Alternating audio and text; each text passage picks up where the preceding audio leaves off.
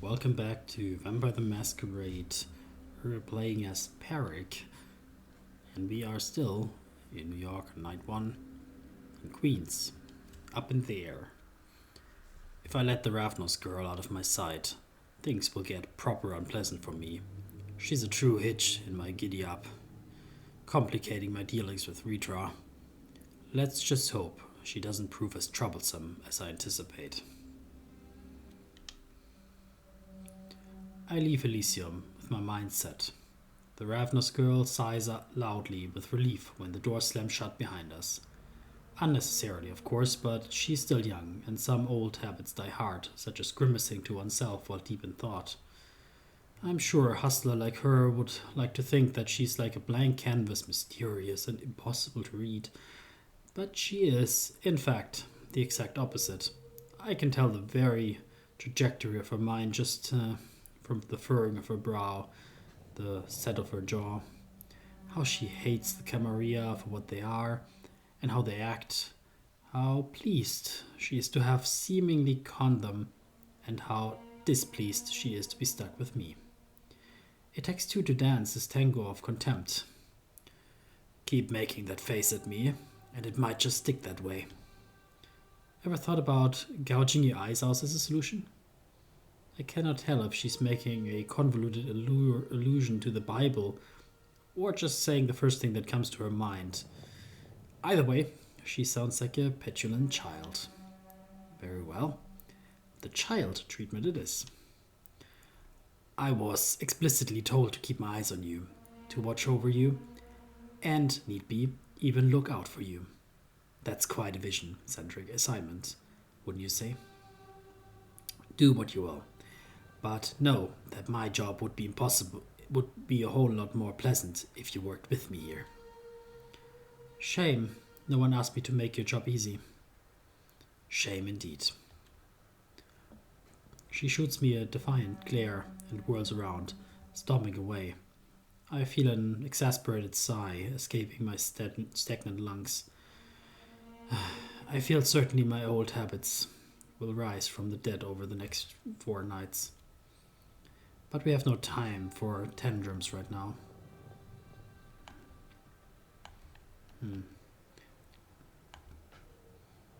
Let's try to be, kind of cunning her.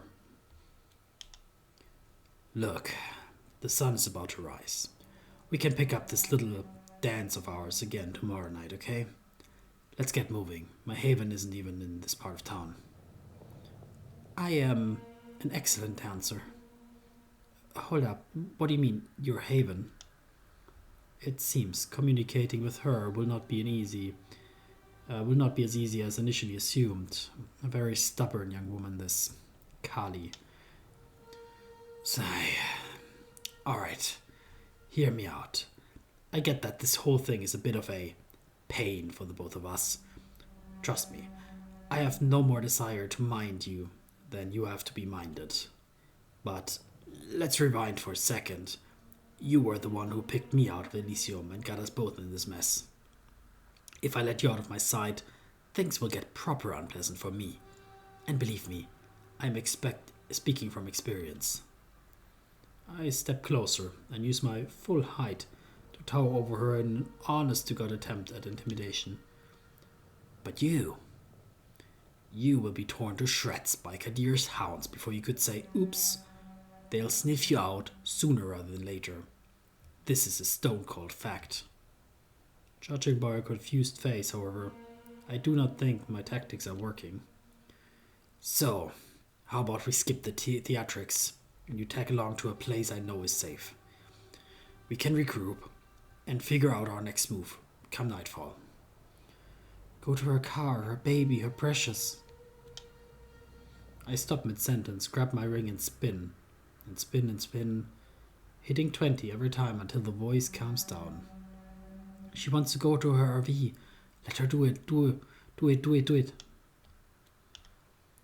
No, your RV is completely off the table. Surprise blooms in her face, but she reins it in skillfully. Not a problem. I've got a solid 7 other hideouts. I hide a smirk. I'm sure you do. Though if they haven't seen your shadow in the last 6 months, I'd wager they are no longer exist. Mind sharing where they were? It's an honest question, one I ask only because of the recent upheaval in New York, but she does not take kindly to it. Hello, this is the Secret Service speaking? Like I'd spill my shit to you. Just so you know, my network is sprawling and meticulously crafted. Think global spiderweb. This time, I couldn't hide my mocking smile even if I wanted to. Sounds more like your fly caught within. You're the fly caught within. Believing it's your very kingdom. Meanwhile, the fat spider at the center awaits its chance patiently. Yes, keep channeling your inner Keith. Gosh, she's very clearly she hasn't read even a lick of Keith.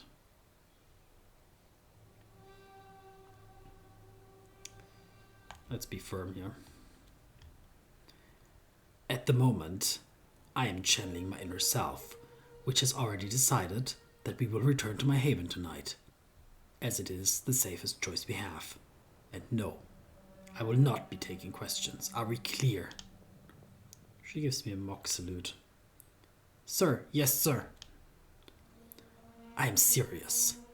I would really rather not have to drag you there. Come on, what do you think I'll do? Run away? Obviously. She makes a sad, pouty face. Oh, ye of little faith. Would I try to bail on you on Christmas night? Your sticking around might just count as a true holiday miracle.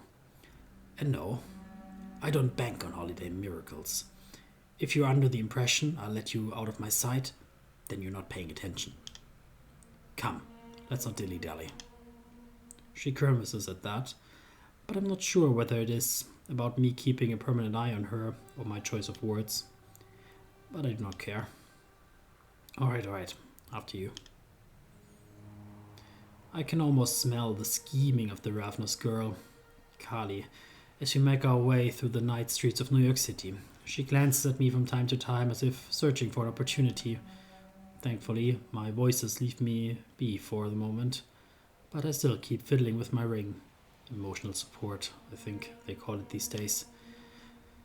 Out of the corner of my eye, I see her rummaging around her belt bag, but I pay her no mind. I doubt anything in there would pose a genuine threat to me. Besides, the longer she's concentrating on something aside from antagonizing me, the better. I hope we will spend the rest of our journey together in blessed silence. Unfortunately, almost immediately, she clears her throat in an obvious attempt to catch my attention. But when I turn to her, expressing a mocking sneer, she looks almost embarrassed.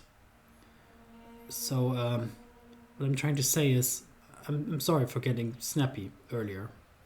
Rough night. You get it? That is an unexpected turn of events, to say the least. Yeah, I get it. Well, an apology isn't quite enough, but it's a start. Yeah, we got off on the wrong foot, huh? Let's start again. Name's Kali. With that, she extends her hand. I let it hover in the frigid air for a moment, not because I don't intend to take it, but because I'm flabbergasted by and slightly suspicious of this sudden contribution. But her eyes are wide and innocent, so in the end, I reach out and shake her hand. Pádraic Conroy. To my confusion, she claps my hand in both of hers and shakes it with a near zealous vigor. Nice to meet you, Pádraic. Fancy seeing a magic trick? What? I beg your pardon. She flashes me 2 things, a nasty smile and my dice ring, hidden in the palm of her hand.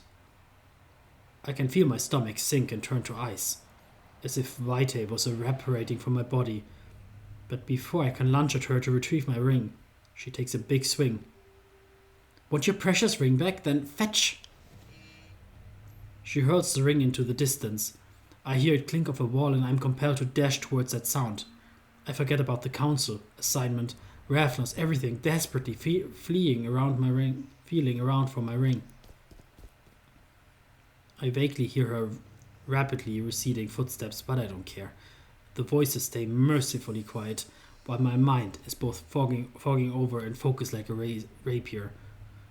I need to find my ring. I need. And then I actually look down at my hands and see that there's nothing missing. All of my rings, the dice one included, remain in their respective places, as if they have never even been touched. The relief that washes over me is enough to put me out the fire of rage that threatens to consume me whole. I straight up and look thoughtfully into the sky. It had indeed been a neat magic trick, but it might be time for me to show one of my own.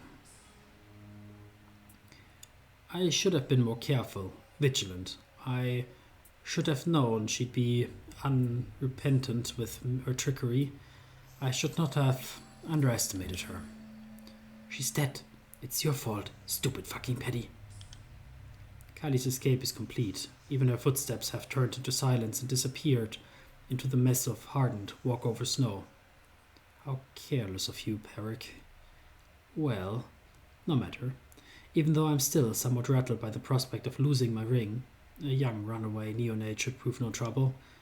Let the hunt begin. I let the smell of the air and vibrations bouncing off buildings guide me through the many narrow, almost empty streets. I wander around for a few minutes, eyes darting and ears straining, until I finally catch it. There is a commotion in an alleyway.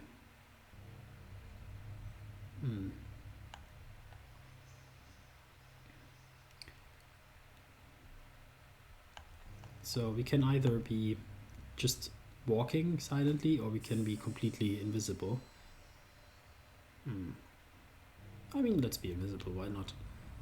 In a fraction of a second, I blink out of existence, leaving not even footprints behind. I make sure my gait is steady, but silent as I approach the alleyway and peer inside. What I behold is a carnage in the making. A group of hunter thugs have Kali encircled, screaming invectives and gearing for an attack. Oh no, she's gonna croak! Don't let her die! Save her now! I spin my ring and silence the voices who keep trying to lead me to my doom. I don't even need to notice that this hunter cell is much too small and inexperienced to pose a real danger to a kindred. Simply ignoring my voices will lead to a positive outcome, as it always does. I haven't made my name as the one with all the answers for nothing. I turned my weakness into a weapon. I spend my time sieving out the meaning behind the drivel with which the voices poison my mind. This time the meaning is clear. Kali is not in danger. Yet. I decide to observe for a moment. Little Raven is strong. She's not a prodigious or experienced fighter. Her movement lacks restraint and precision, with all the ways her limbs flail around, uncoordinated.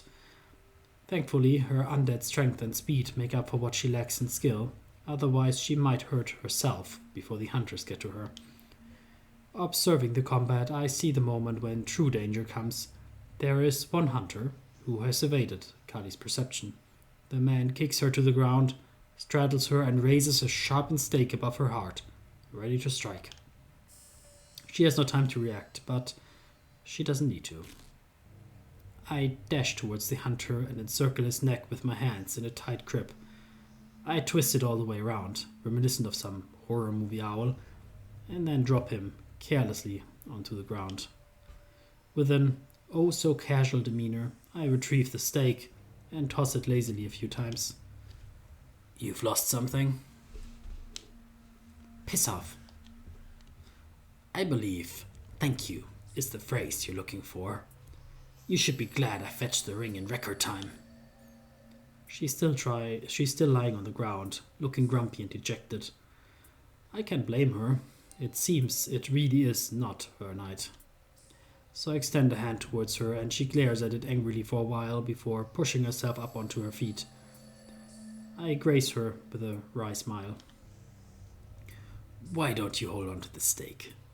Consider it a memento of the time you nearly got taken out by a few hunters, and needed my intervention. A slice of humble pie, if you will. She grudgingly takes the steaks, avoiding my gaze, and tucks it into her belt bag. For the record, I had it under control. But wait, hunters? She's a little bit like a child that can't behave. Let's teach her some manners. I'm sure you did. I, however, am yet to hear a single thank you. She stares at me resentfully. I simply return her silence. Thank you. You're very welcome. And yes, those were hunters. You didn't seriously think it was the SAD, did you? I fail to suppress a chuckle at the ridiculous notion, and she just scowls even further. Do not take it personally, but if it were the SAD you were up against, you'd have been taken out before you even realized there was a threat. They are too well organized, too professional. These guys, however... I sweep my hand around, gesturing towards the fallen hunters. Well, they haven't quite mastered the element of surprise. Still, running into that many in one place? Kadir mentioned something about a locust swarm back at the Elysium, but... Come on, twice in one night? That's more than just bad luck. She sounds truly morose, as if adversity were not a familiar foe. I guess some kindred are lucky. But this time she's also correct. Indeed. New York is nowhere near as safe for our kind as it once was. This is not your typical hunter behavior. It's an anomaly, and its source is still unknown. Until we figure it out, I strongly advise against sprinting like a demented cheetah, biting whatever's within arm's reach, or showing off your unique powers. For your own safety, assume you're under constant surveillance. Choose your moments wisely. She winces and rolls her eyes, looking bored as if listening to a lecture at school, but I can see the cogs turning in her brain. Perhaps she has grasped the depths of danger awaiting the kindred in New York City. Which tells me I should only drive my point further. And you might want to rethink your attempts to ditch me. I might not arrive in time to save you the next time you get in trouble. She rolls her eyes again, but nods. All right. Maybe sticking with you might have some benefits. I cock my head thoughtfully. Am I hearing things, or was that a compliment? She snorts inelegantly and waves her hand. Don't let it get to your head. And don't expect a repeat. Now, about that haven of yours? And there we are heading, where the caitiff lies low. The dawn is upon us, and the streets are teeming with all manner of peril. I should take that unruly raven to the place I know is safe, my haven. The walk feels endlessly long. Kali is quiet, either fatigued or deep in thought, and I relish the silence because I anticipate many loud battles ahead. Before I know it, we're already there. This is our stop. Let's head inside. Dawn is nearly upon us. She winces, shaken out of her reverie, while I step through the door, first and leave it open for her. Even though I don't look back, I keep my wits about me in case she makes a run for it. She does not, thankfully. I'm glad my small sign of trust was received favorably, or maybe she's just too exhausted for tricks. Home sweet home. Looking around my haven, I realize that it might not be what one would call socially acceptable. I haven't had guests in... Frankly, I don't remember ever inviting anyone over. I am seldomly flustered, but when Kali casts a judgmental look over the books, papers, random notebooks, and notes covering every inch of every available surface, I suddenly find myself discomposed, agitated even. I rush to clean up, picking up an armful of things along the way. Make yourself at home. The couch is all yours. I make sure that all the shutters are ready for daybreak. What's with the paper explosion? You fancy yourself a writer or something? No. Not anymore, anyway.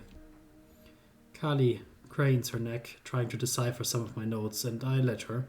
My research is far too extensive and complicated to explain in one night.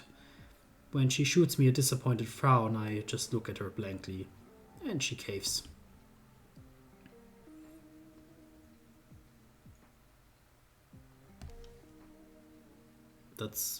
What are those answers? There's missing like maybe a sentence here from her. Like this game has, I think, a lot of bugs with the flows sometimes. Like, you have a keen eye for what? I don't know. Like there's missing something. Let's say you've got a keen eye. Then you haven't read the vibe correctly. History is fascinating. Almost as much as Keats. She looks at me confused. She's already forgotten her earlier reference to his poetry. Whatever. But hey, if you need something tangible from history, like some antique knick-knack, hit me up. I know a guy who knows a gal who'll definitely hook you up. I give her a faint smile, the way she thinks is truly amusing. Lightning quick, but meandering in the most surprising of ways. Get some rest. We've got a busy night ahead of us. She collapses into the stray sheets of paper on the couch and is out in a matter of seconds. I make sure the door is closed, but put away the more interesting books in my collection, and then I follow her lead. The deep void of slumber welcomes me with suffocating arms, the way it does every morning, and I let myself be strangled to sleep by the comforting darkness. 6 months ago.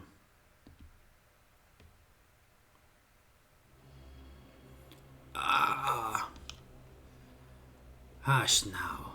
Hush. You're in good hands here. We are nearly through, just a few moments more. Oh, show some backbone. It is a privilege to be one of the chosen. This is my blessing that I am bestowing upon you. Vicissitude is a fine art, and you are the clay to which I give shape. A dash of discomfort is but a small fee for such grandeur. Now, silence. My concentration must remain unbroken. You would not wish for an error, one that misshapes something as vital as your glabella, would you?